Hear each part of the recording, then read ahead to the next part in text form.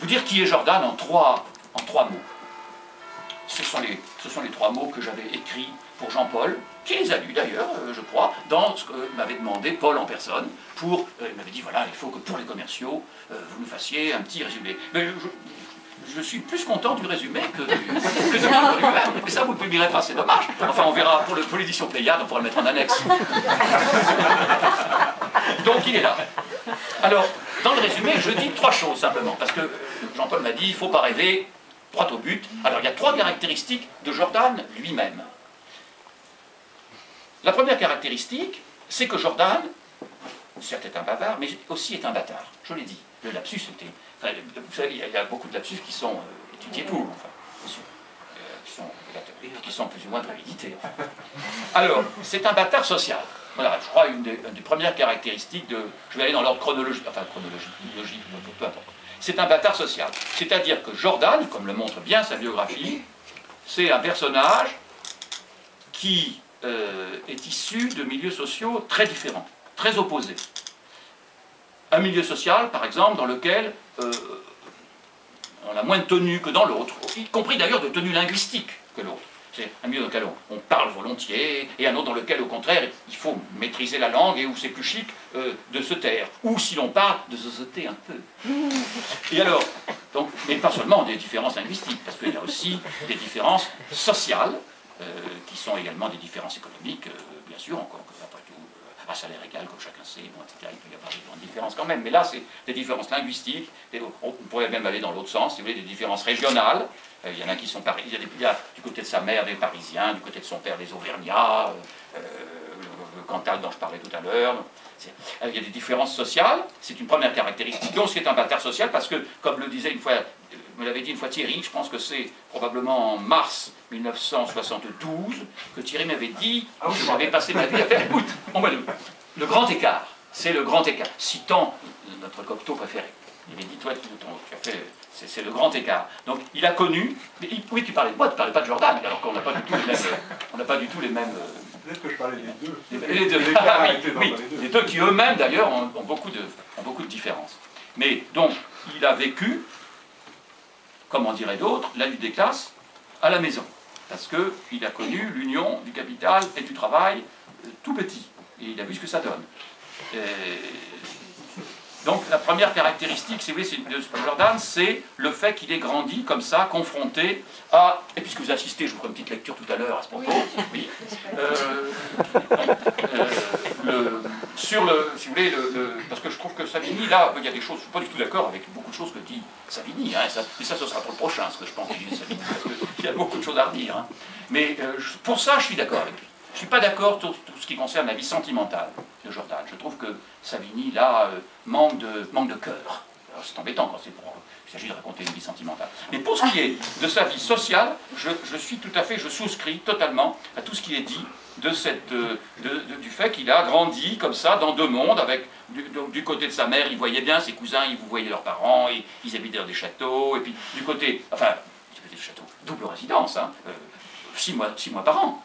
Le reste du temps, ils étaient à Paris, à l'hôtel. Mais il a très vite compris que l'hôtel, ça voulait pas dire l'hôtel, etc., etc. Puis bon. Et puis, de l'autre côté, c'était les chaumières. Donc, il y a des châteaux, puis il y a des chaumières, et puis on se tutoie, on parle trop, etc. Bon, on est plus expansif. Enfin, bref, il a connu tout ça.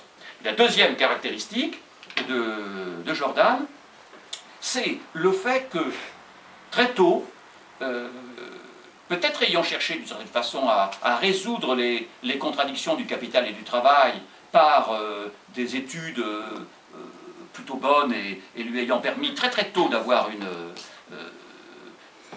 une situation, même une carrière possible, mais très tôt il a dérapé, tout est plus ou moins contrôlé chez Jordan, donc dérapage contrôlé disons, mais en tout cas il a abandonné la brillante carrière qui s'offrait à lui. Et donc, je dirais que dans la deuxième caractéristique, c'est que très tôt, c'est quelqu'un qui... il y a un art du trait chez Jordan, certainement, il y avait des citations que Savigny n'a pas trop mal choisies et qui montrent qu'il y a chez lui un art du trait, mais il y a aussi un art du retrait. Très tôt, il s'est retiré du monde. Il a renoncé à sa carrière et il s'est retiré du monde.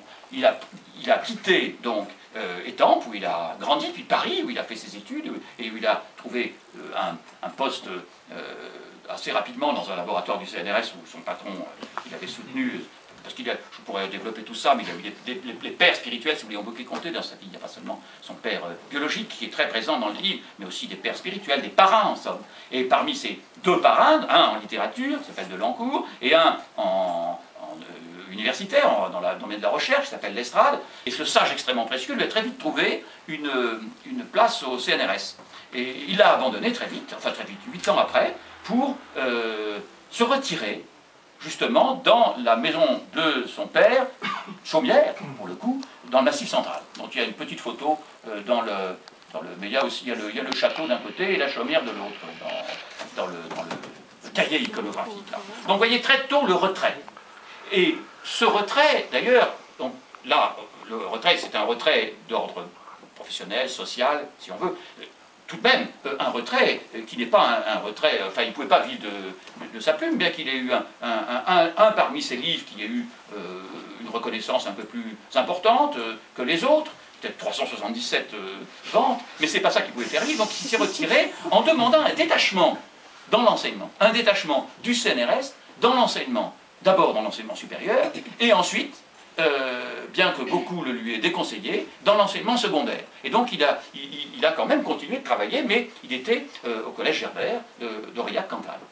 Donc à la fin de sa vie, il a été professeur de français au collège Gerbert à Aurillac-Cantal. Donc un bâtard, retiré très tôt, à la fois donc de sa carrière scientifique, mais aussi de sa carrière littéraire, parce que c'est quelqu'un qui très vite... il y a toujours eu chez Jordan comment on pourrait dire, un goût du retrait, enfin un désir bon, il est passé par mai 68, mais je pense pas d'ailleurs, disons les choses comme ça pour être plus simple, mais ça vient pas seulement de ça vient de certaines conceptions de la littérature, pour dire les choses de manière plus noble. Enfin, il y a à la fois l'ignoble, la politique, et puis le noble, l'art. Et alors, du point de vue le plus ignoble, il y avait mai 68, le refus du système, si vous voulez, le goût de l'édition parallèle. Donc, il a toujours voulu publier, mais pas chez les grands éditeurs. Pas question de publier chez Paul. Non, non. Il fallait publier chez Capitaine, qui est un éditeur, un compte d'auteur à Fontainebleau, qui coûte très cher d'ailleurs. Ses premiers écrits ont été publiés par Sergent, c'est Capitaine, à Fontainebleau. Et alors, donc, il y avait ce goût comme ça, d'un point de vue politique, le goût de l'underground, comme on disait à l'époque où on ne parlait pas encore anglais, et puis, enfin autant qu'aujourd'hui, pas autant, et puis, il y avait aussi, de manière plus, comment dire, plus littéraire, que idéologique, enfin que politique, il y avait cette idée que la littérature, ça doit avoir pour objet ce qui ne paraît pas.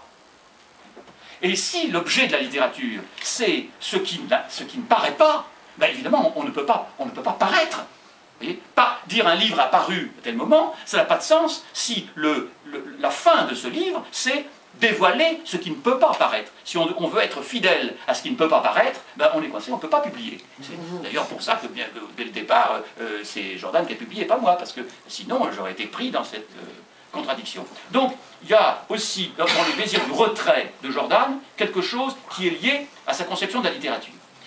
Donc, en l'occurrence, le retrait de Jordan, qui n'est pas donc celui de Savigny, puisqu'il est bien content, à mon avis, Savigny, enfin, de publier chez un éditeur reconnu.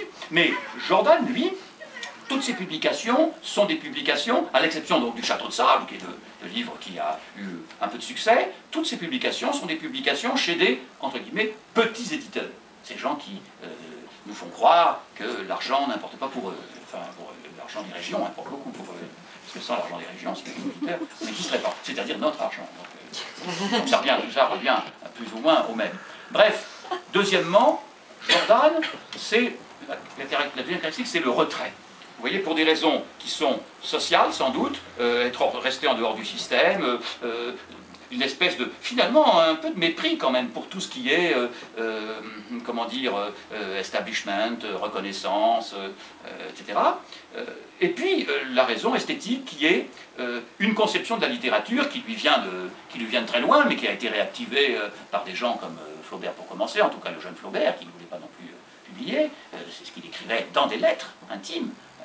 bien avant celle de Louise Collet, évidemment, et puis Mallarmé, Valéry, etc. Il y a toute une tradition comme ça de dévalorisation, non pas de la littérature, contrairement à ce qu'on croit, mais de la publication, ou poubellication, comme disait Lacan, qui a beaucoup marqué aussi Savigny, puisque Lacan a fait sa psychanalyse avec Savigny, ce dont ne parle pas d'ailleurs, c'est pas un lapsus, hein.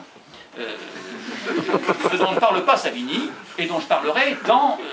je suis en train de préparer, à savoir le fait que je trouve que Savigny, notamment, il y aurait un chapitre à faire sur la façon dont Lacan, pendant plus d'un an, a parlé à l'écoute de Jordan. Plus d'un an, à Paris, Jordan est allé au chevet de Lacan. Bon, je raconte ça, ça viendra plus tard. Et je pense que ça a été une grande... À la fin de la vie de Lacan, je pense que pour lui, l'écoute de Jordan a été une aide presque pour ce livre.